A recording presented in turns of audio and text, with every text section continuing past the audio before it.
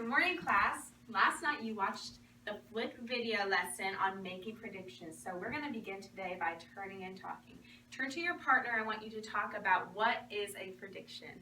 Turn and talk.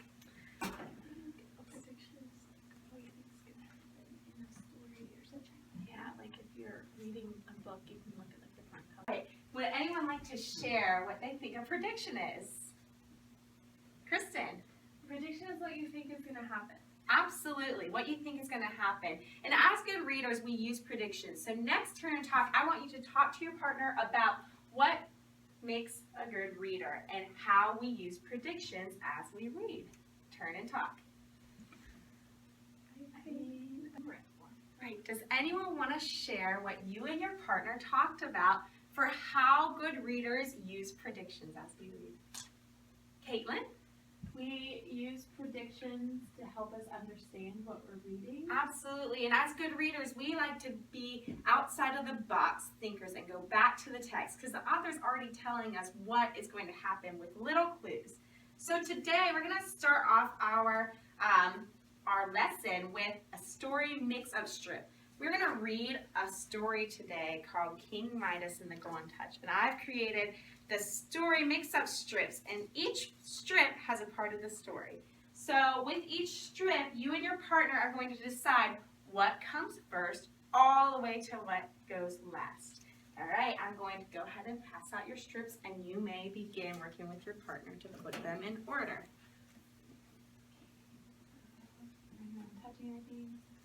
I love how Caitlin and Kristen use their partner talk and their accountable talk as they did this.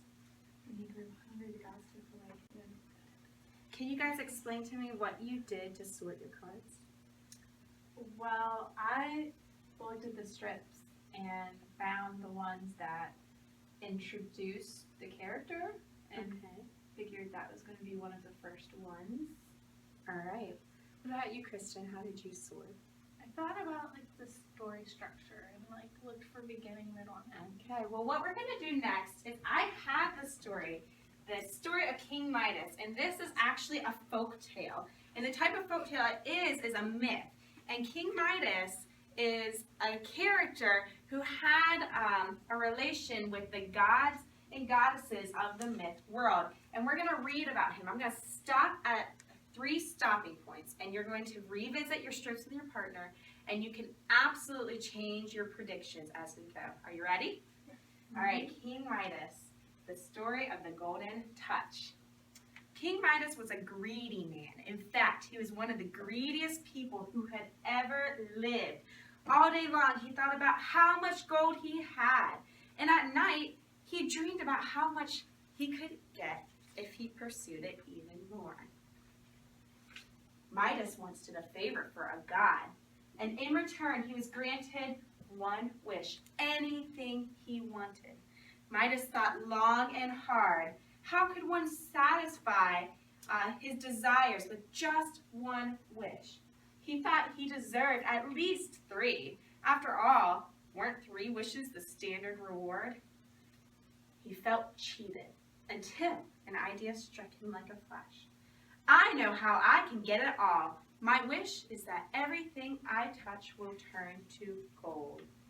This is our first stopping point. I want you to go ahead with your partner, resort your strips, change your predictions if you need to.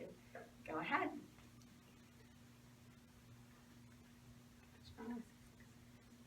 Oh, you guys made a couple changes? All right, I'm going to go back into the text, and we're going to go to our second stopping point. Like I said, boys and girls, I want you to resort your strips at the stopping point. Use the text and what the author is telling you to resort. Midas could not resist testing his new power immediately. He reached out and broke off a twig from the tree. To his delight, the twig became gold, and he began to grab everything in sight. Dirt, leaves, grass, flowers, and everything he touched hardened into pure gold. I'll be the wealthiest, most powerful king in all the world. I'm going to spend every minute of the day turning things into gold. I won't even stop to sleep. Do we think that King Midas is a humble man, by the way? No. No. Why? What's your text evidence? Well, it said he was greedy. All right. He was a greedy man. Oh, good. I just wanted to know a little bit about his character. Good job, you guys. The greedy king worked up quite an appetite, rushing about, tagging everything in sight. After many hours, he returned to the castle to order a royal feast. As he sat down, the table and chair turned to gold at his touch. He noticed with glee that the cup became a golden goblet in his hand. Midas took a sip of water to quench his terrible thirst, and suddenly he choked on a glob of metal. Spitting it out, he realized that the water had turned to gold. This is our second stopping point, boys and girls, and you are able to go back and revise your predictions any way, shape, or form. What do you guys think? What are your revisions? Maybe that's next. Yeah. All right. Why did you put that one next? Because it talks about when he grew hungry, he was unable to eat. Good. And that's the next thing that's happened. Good. I'm very pleased with how you guys are using your text evidence. Are you ready to find out what happens to King Midas and his golden touch? Yeah. Good. All right. Midas picked up a piece of bread and he shoved it into his mouth as quickly as he could, but he could not outsmart his golden touch. As soon as the bread touched his lips, it turned into a chunk of gold. What is the use of having more gold than Apollo if I can't even eat a piece of bread? I'll be the richest, hungriest king in the history of kings. Just going to stop real quick, and I want you to tell me your own prediction. What do you think is going to happen next to King Midas? Maybe he'll get really upset. All right. Why do you think he'll get really upset? Maybe he'll lose his gold powers. Okay. What do you think, Caitlin? I think he's going to go brush his teeth, and because he touched his toothbrush, and then his hand's going to accidentally hit his mouth, and he's going to turn to gold, and then he'll be like a statue, and he'll die. Okay, all right, that's a good prediction. Now, we're using our knowledge of King Midas already, aren't we? Good. All right, storming out of the banquet hall, Midas bumped into his servant. He turned to yell at the servant for getting in his way, but instead came face to face with a life-size golden statue. Sobbing, Midas collapsed on the floor and then begged the gods for mercy. His tears fell like tiny golden marbles, which only made him cry harder. Do you think that Midas has learned his lesson by now? Yeah. Why? He's crying. Okay, because he's crying. And his tears are even made of gold, even though he's not physically touching him. Whatever comes from him is made of gold now. I have learned my lesson. I was too greedy and I'm punished for it now.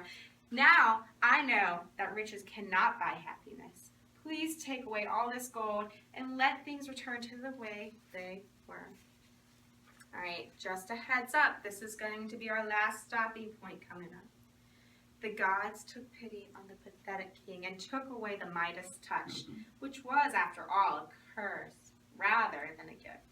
But just in case Midas forgot his own foolishness, the gods gave him a reminder. Who wants to guess what reminder Midas got?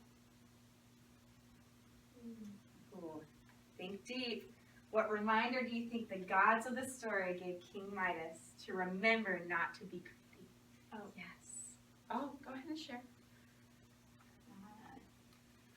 Riches and gold don't bring happiness. All right.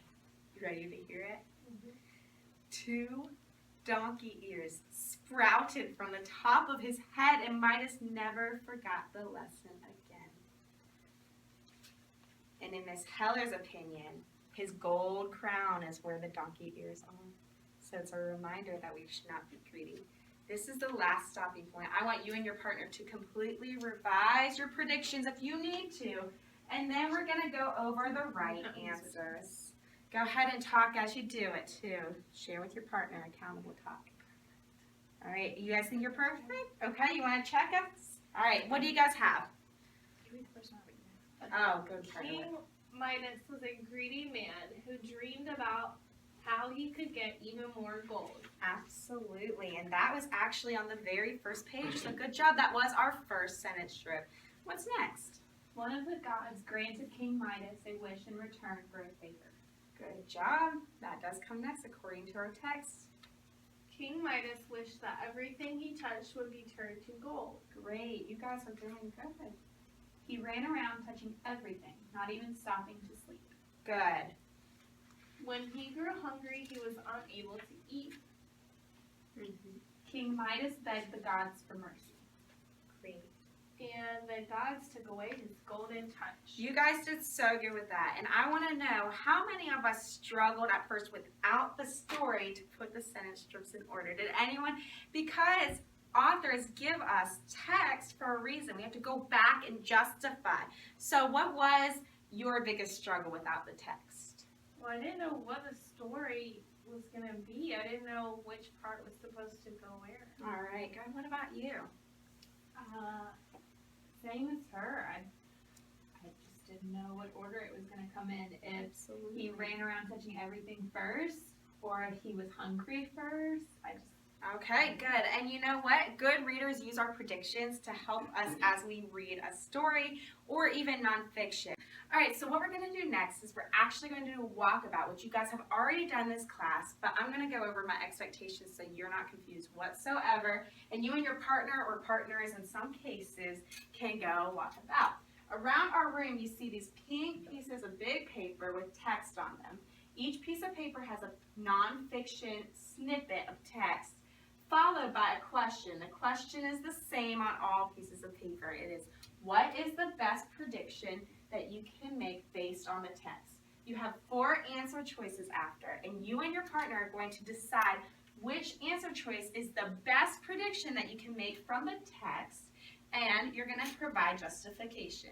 So just like we always do, here is your recording sheet. It has the passage number, the answer choice that you decide, and the justification.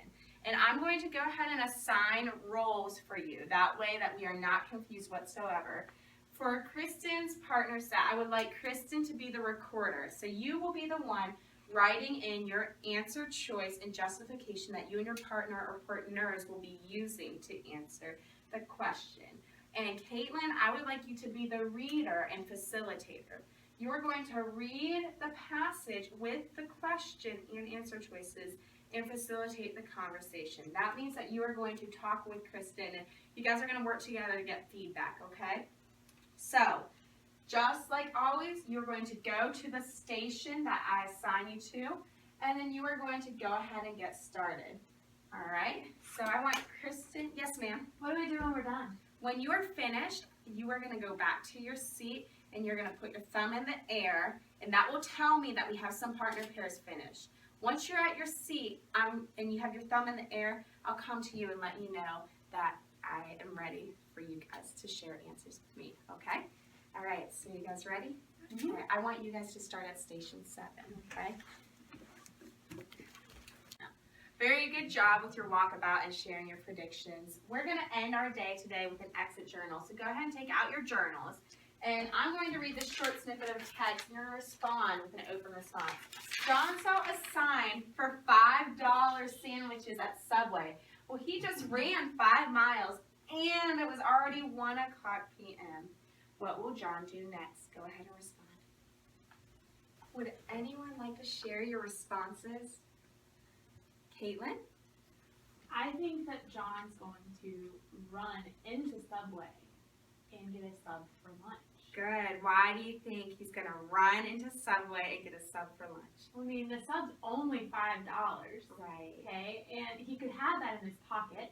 And he did just run 5 miles. And I know that whenever my mom runs 5 miles, she's really hungry when she comes back home. Very good. So he's got to have something to eat. So, Kristen, did you see how she used her text evidence to tell her prediction? What did you predict John will do? I predicted that he would buy a sandwich because it says he just ran 5 miles and it was 1 p.m. I know that lunchtime is usually around like 12 or 1 o'clock here at school, so I figured you must be really hungry. Good, good. And I really like Caitlin that she inferred that lunch